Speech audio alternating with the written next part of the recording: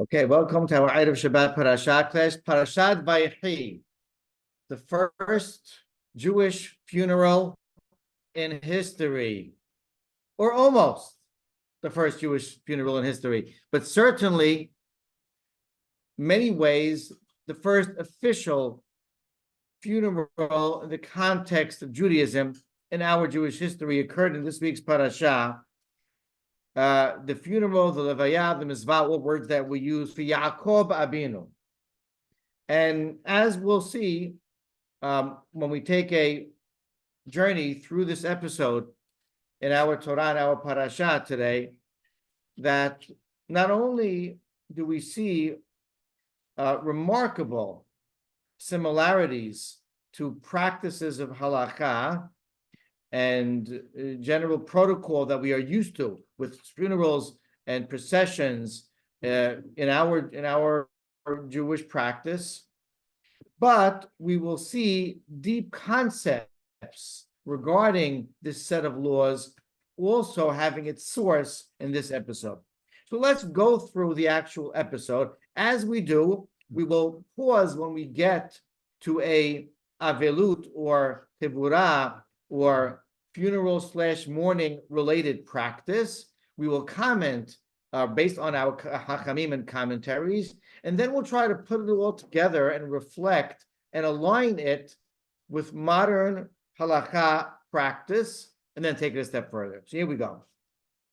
If you're following the Chumash, we're in Parashat Vayhi and Bereshit. Of course, Perek Nun. This is the last chapter, chapter 50 in the book of Bereshit, and it's right in the beginning of this Perek, after Yaakov Abinu passed away, and Yosef cried and embraced him and kissed him, and then, as the leader, one of the leaders of the nation, instructed the experts to embalm Yaakov Abinu and preserve his body, because he knew what was coming, and he knew that it would take physical preservation if he was going to be able to pull off what he wanted to pull off with Yaakov, which is the eventual burial of him all the way back in Eretz Yisrael, of course, in Ma'arat HaMachpelah, where his grandparents and parents, Yaakov's grandparents and Yaakov's parents, are buried. So he commanded them, Vayahantu Arofa'im et Yisrael, they embalmed him and preserved his body. So we're going to start from Pasuk Gima 3. Vayimlu lo 40 yom, ki chen yimlu yimei hanutim, vayibku oto Mitzrayim 70 yom. So it says that it took 40 full days, because that is the process of embalming a body. And then it says that the Mitzrayim, meaning the country, the nation of Egypt, cried for Yaakov for 70 days.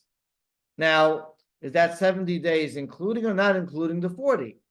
Well, Rashi right there says that indeed there are arba'im, 40 for the embalming process, and 30 more, shloshim libchiyah, 30 more for crying. In other words, the 70 was including the 40 process, and there was a in purposeful, intentional addition of exactly 30 days for crying, which of course we could relate to in practice of mourning, a 30-day period for all relatives besides children. The entire period of mourning is 30 days. It's amazing, and we'll talk about this a lot more, that it's not his family here that we're talking about that mourned for 30 days, but the country of Egypt. Country of Egypt were mourning for Yaakov for 30 days. And Rashi explains because they saw great blessing come to them as the famine had ceased because of the merit of Yaakov Abinu and their water system, and etc. Their economy was blessed. There's a lot of other reasons for that, which we'll get to. In any case, first fact, which aligns to practices of mourning, a 30-day period of time. Okay. Then the next few Pesukim discuss that after that period of time was over, Yosef had to very carefully approach Paro with the request of burying his father in as Israel. And I say carefully because even though he's the viceroy, we're talking about a very delicate request and something that we see based on the almost apprehension of Yosef HaSadiq, that was something a little bit risky. And therefore, he had to present to him that, listen, my father he made sure you use that word, Hishpi'ani, made me swear. They took swears very seriously in cultures, in ancient history, even in those cultures. And by the end of the conversation, he got full approval and his blessing from Paro. You must follow the directive and command of your father, and you must bury him back in Eretz Canaan, which is our Eretz Israel. And indeed, that's what Yosef did. So we're picking it back up from Pasuk Zayin, number 7. And it says, Vayal Yosef l'kvorat aviv. He went then to bury his father. Vaya'alu ito kol avdei Pharaoh. Who went with him? Traveling with him. Kol avdei Pharaoh. Ziknei beto. V'chol ziknei eretz Mitzrayim. Going with him. Or avdei Pharaoh, his servants, really mean his cabinet, his government, his officers, right? And ziknei beto, the elders, the wise men. And kol ziknei eretz Mitzrayim, not just the one of his specific advisory body, but all of the elders and wise men and scholars of the entire country. What a procession we're talking about. It cleared out Egypt's prestigious class, ruling class, governmental body, cleared out of Egypt to escort Yaakov Abinu. Okay, again, we'll discuss that at greater length. Pasuk Het. V'chol bet Yosef ve'ahavu bet Aviv. Needless to say, Yosef's family,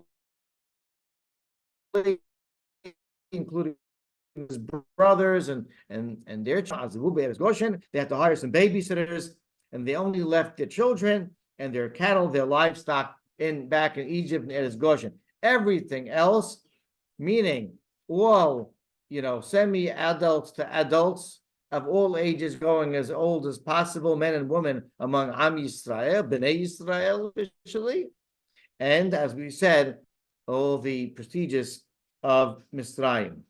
And Pasuk Yud continues to elaborate. It was a military entourage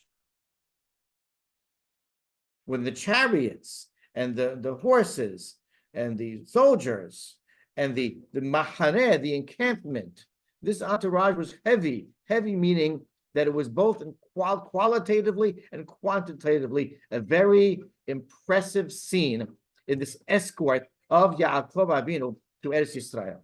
Okay, so what happens then? Well, here comes the next similarity and practice that we can relate to in terms of mourning, Pasuk Yud. So the previous, was Pasuk Tet, now in Pasuk Yud, number 10. So they came to this place called Goren Ha'atad. Okay, sounds like just a nice name. Asher be'eber hayarden. So it was there on the other side of the Jordan, meaning east of the Jordan, meaning not yet in Israel proper, seemingly, where is Canaan proper. They stopped there. V'yispedu sham misped gadol b'chabed me'od. And there they eulogized for Yaakov Abinu a massive, heavy, that means it was very emotional, it was intellectual, it was moving, it was impressive, this incredible scene of mourning. And then and then they made for their father, seeming like this was now a very private mourning of 7 days. So let's look back at this for a moment. So there it is, mourning. Now, before, when I opened up, I said it was almost the first, Jewish funeral, because we do know that Abraham Abinu, in the beginning, Hayeh Sarah, when his wife Sarah passed away, Abraham, Abraham Abinu, we don't know what that scene looked like. Obviously, he was a prestigious person, so people must have come. We can say a number of people, we can assume, to pay respects to Sarah through Abraham, because he had, we know from the continuation there, the respect of the people. He was looked at as a very leading public prestigious figure, and there he eulogized. We have no details there. It certainly was nowhere near the magnitude of the eulogy in the scene by Yaakov Avinu, but we at least saw the concept of eulogy born, so to speak, by Abraham. So in a small way, this would be the second eulogy, but certainly the first one in this scale, and really halachically speaks, fast forward to Gemara, Shulchan Aruch, that eulogies are supposed to be in mass. The more, especially for prestigious people, for scholars and great righteous people, supposed to, the more the better, and the more quality of the eulogies. There, Avraham Avinu was the only speaker, as far as we know, at that funeral. And here, V'yispidusham, it's in plural. There were many speakers. Who knows how many speakers? Speakers from Egypt, speakers from Bnei Israel, on the stage at Goren HaAtad. It was a massive scene being described. And then, of course, it says they made a 7-day mourning for their father. Now, we do have sources regarding that statement in the Talmud. First one from Talmud Babli, Masechet Shabbat, Amar Rav Hizda. Rav Hizda says, Nafsho shel Adam mitabelet alav kol shiv'ah. The soul of a person mourns for him all 7 days, meaning his soul is somewhat present, and the soul itself is saddened by the demise of the body. For 7 days, Shneimar, he quotes a pasuk from Eyob, V'nafsho alav te'abel, Euchtiv, and then quotes from our episode. Vayas la'abib ebel shiv'at shamim. Here it is. And they made a mourning for their father 7 days. This is the source, a source, says Rav Hizda, of the idea of the appropriateness of 7 days of a mourning period of time. Now that's speaking of a soul of a person's self for himself.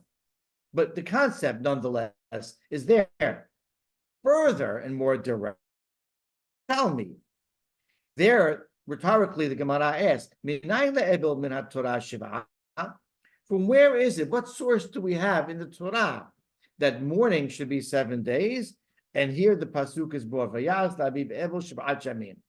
Now, as an aside, asterisk, I'll note to you that there is a mahloket, there's a dispute among our scholars as to whether avelut of the first day, morning of day one, is a Torah obligation and directive or only rabbinical. And it's a pretty significant argument. We treat it for the most part as a Torah directive, day one. But I will tell you that just about unanimously, the 7-day extension period of the mourning, and certainly the idea of 30 days of mourning, is a rabbinic ordinance. It's definitely from the Midrabanan.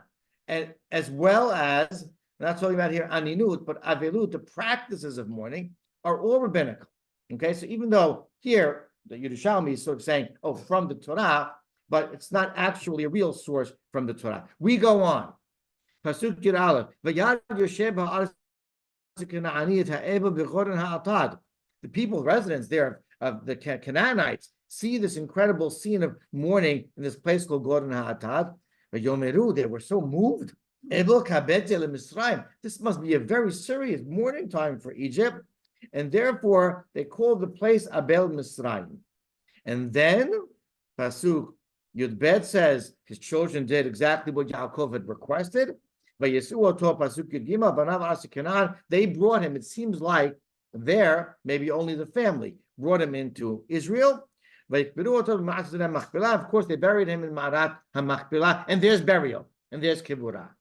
Okay, so now if we want to just step back and reflect for a moment, how remarkably we have in this scene, this is not there's no mitzvot yet, mitzvah from the Torah.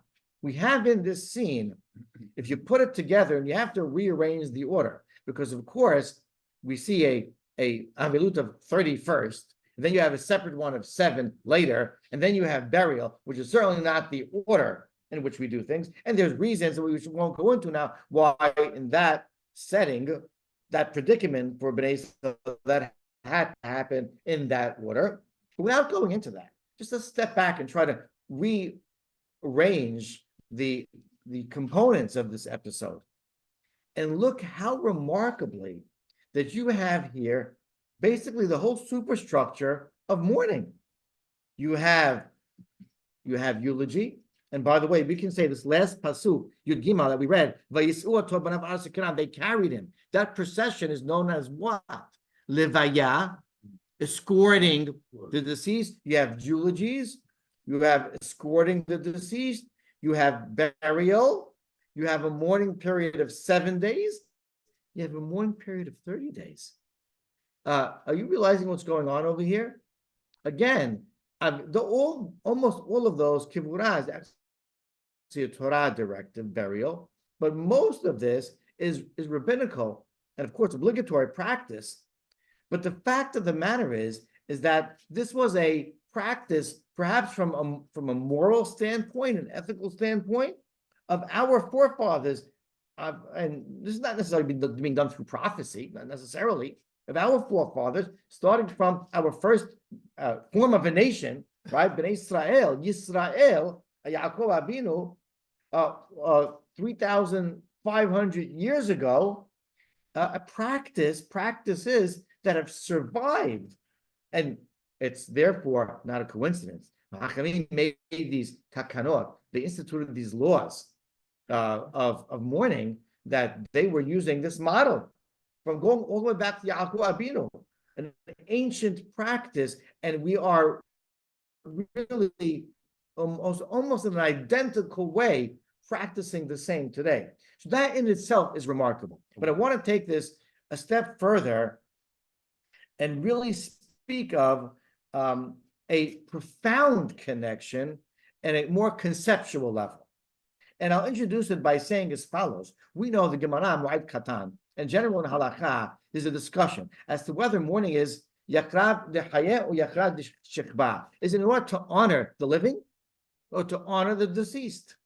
By and large, most of the practices reflect the ruling that it's to honor the deceased. And yet, Halakha points out that both ideas are still critical, honoring both the living and the deceased. And what we see here is that this episode is actually the root of both concepts. And I'll just take you back a little bit, and I purposely skipped over some important points. They named this, it says they came to this place called Goren HaAtad. Now, Goren is a threshing floor where they used to put the grain at the end of a field, at the end of a period of time of harvest, and thresh that grain and get down to the final kernels, and that's really the net profit. It was a major profitable display in the threshing floor.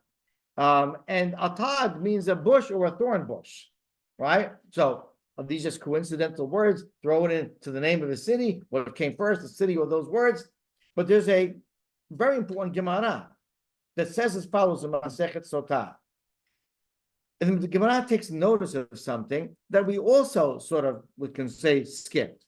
And that is the order of the marchers changed. If you noticed in the beginning, in Pesukim, Vav and Zayin, and then Het, it said that when Yosef went from Egypt, the entourage was in the following order.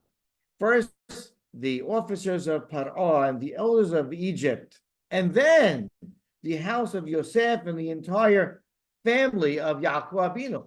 They were after the Egyptians.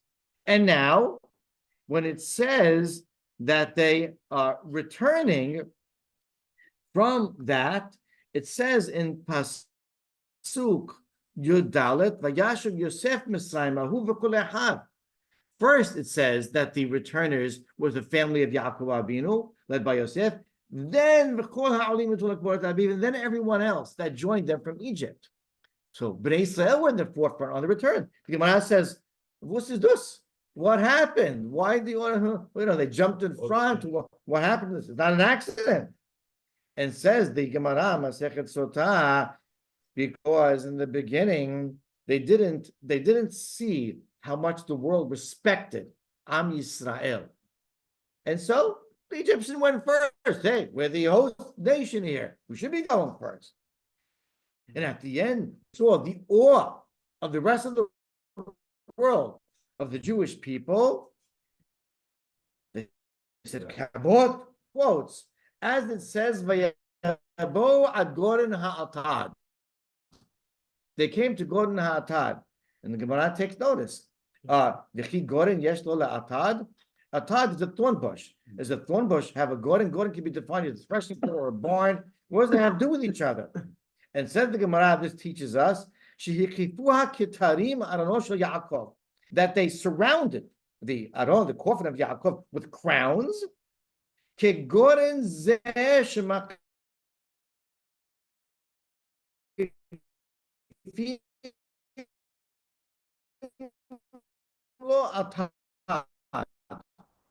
Like this rest,